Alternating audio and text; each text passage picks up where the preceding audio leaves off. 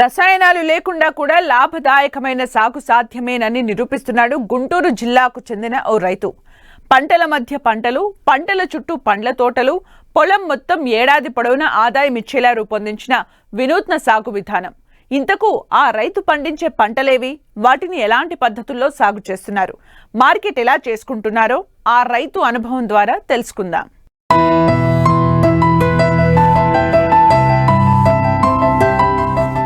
ఇదిగో ఇక్కడ కనిపిస్తున్న ఈ పంటలను చూడండి. రకరకాల ఉద్యాన పంటలు కనిపిస్తున్నాయి కదూ. ఈ వ్యవసాయ క్షేత్రం గుంటూరు జిల్లా కొల్లిపర మండలం బొమ్మవానిపాలెం గ్రామంలో ఉంది.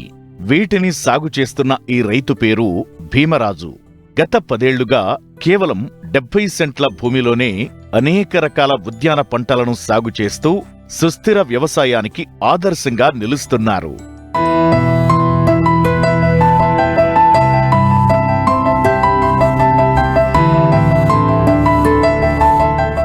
ప్రధాన పంట సాగుకు ముందు పిఎండిఎస్ విధానంలో పలు రకాల ధాన్యాలను విత్తి అవి పెరిగాక 45 రోజులకు పొలంలోనే కలియదున్ని నేల సారాన్ని సహజంగా పెంచుతున్నారు.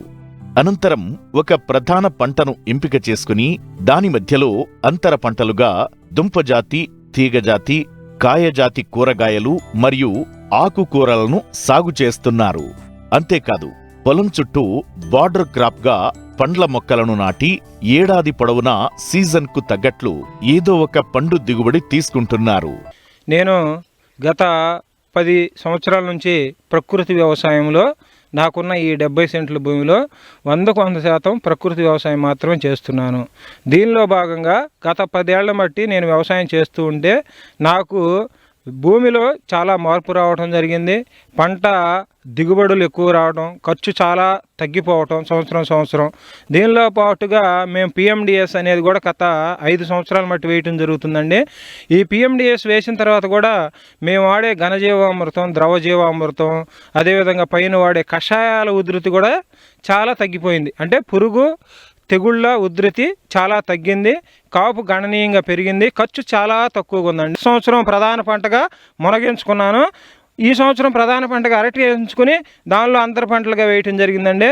ఫస్ట్ నేను పిఎండిఎస్ వేసి 45 రోజులు పెంచిన తర్వాత దాన్ని పశువుల మేతగా అమ్మిన తర్వాత దాన్ని తొక్కిచ్చేసి దాన్ని ప్రధాన పంటగా అరటి వేసి అరటి మధ్యలో ఒకసారి వంగ వేసాను. వంగ తర్వాత ఒకసారి మిర్చి వేసాను. మిర్చికి మధ్యలో బంతి వేయటం జరిగింది. మళ్ళీ ఈ వంగకి మిర్చికి మధ్యలో చెట్టు చిక్కుడు వేసా.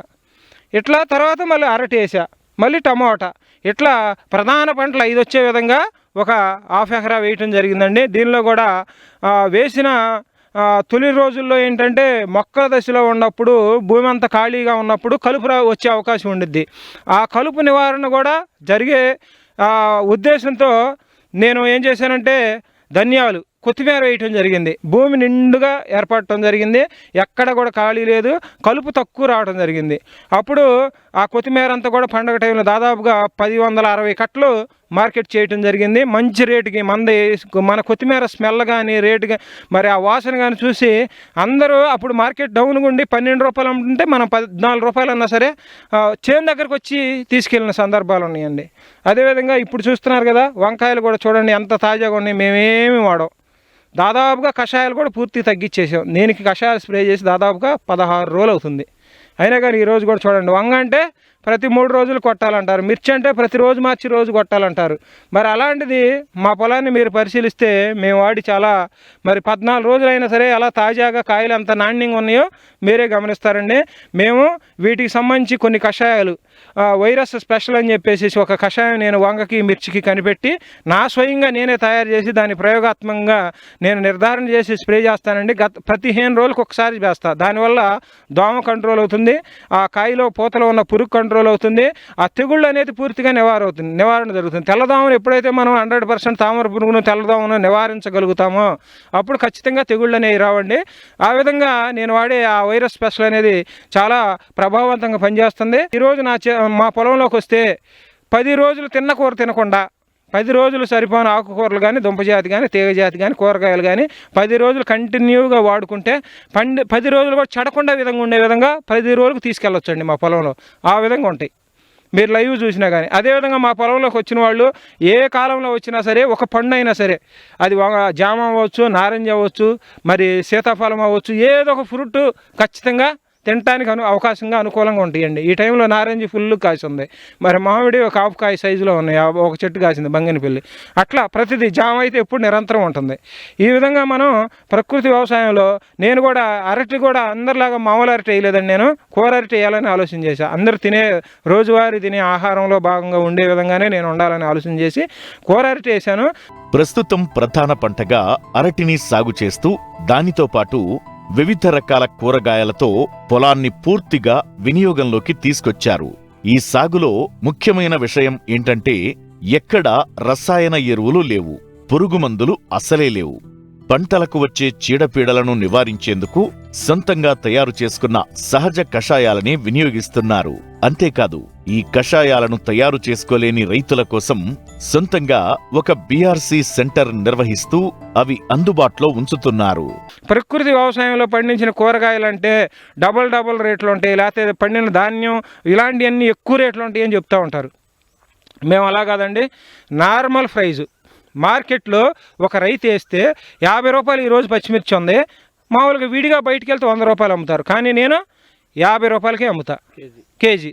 ఎందుకు అమ్ముతానంటే ఈ ప్రకృతి వ్యవసాయం న్యాచురల్గా పండింది, ఎవరో గొప్పవాళ్ళు ఉన్నవాళ్ళు బాగా డబ్బున్న వాళ్ళే తినగలుగుతున్నారు, నార్మల్ పీపుల్ తినలేరు అనే అపోహను పోగొట్టడమే నా ముఖ్య ఉద్దేశం.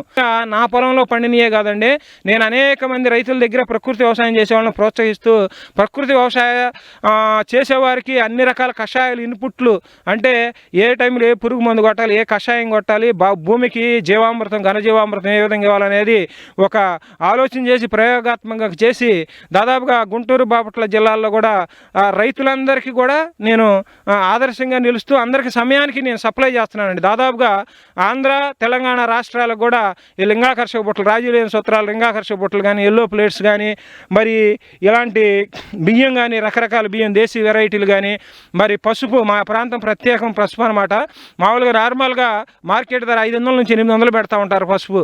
మేము 100% ప్రకృతి వ్యవసాయంలో పండించి 300 రూపాయలకి ఇస్తాం. ఎందుకంటే సహజంగా తినే వాళ్ళకి కూడా పసుపు అందాలి నార్మల్ రేట్కే అనే ఉద్దేశం. ప్రతిదీ కూడా మేము అందరికీ అందుబాటులో ఉండే విధంగా పంచగవ్య ఇలాంటి ప్రతిదీ కూడా ఎక్కువ రేట్లు అమ్ముతూ ఉంటారండి. అవి మేము లాభాల కోసం ఆశించకుండా ప్రతి రైతు ప్రకృతి వ్యవసాయంలోకి మారాలి, వాతావరణ కలుషితం అనేది తగ్గాలి, అందరూ ఆరోగ్యంగా ఉండాలి, మంచి ఫుడ్ తినాలనే ఉద్దేశంతో అందరికీ అందే విధంగా ఈ దృఢ నిశ్చయంతో మేము చేస్తున్నామండి. 10 మంది ఇంటి దగ్గర 4-3 రోజు ఎప్పుడు మాకు కూరగాయలు ఒక 4 ఆకుకూరలు కట్టలు దండి, 1 కేజీ వంకాయలు దండి, 1 కేజీ టమాటా దండి అంటారు.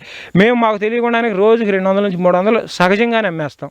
మళ్ళీ మార్కెట్కి వేసేది 500 నుంచి 1000 రూపాయలు సహజంగా వస్తూ ఉంటాయి. మినిమం మేము యావరేజ్న రోజుకు 500 వేసుకున్నా కానండి ఈ 70 సెంట్లో 15,000 రూపాయలు ఈజీగా తీసుకోగలుగుతాం నెలకి. ఈజీగా మేము అసలు లెక్కేసుకోకుండా పక్కన వేసేయే. తక్కువ ఖర్చుతో ఆరోగ్యకరమైన పంటలు, స్థిరమైన ఆదాయం రైతు భీమరాజు సాగు విధానం నేటి రైతులకు ఒక దిశానిర్దేశం. రైతు అంటే నష్టాలకే పరిమితం కాదని, సరైన పద్ధతి ఉంటే లాభాలే లాభాలని నిరూపిస్తున్నారు.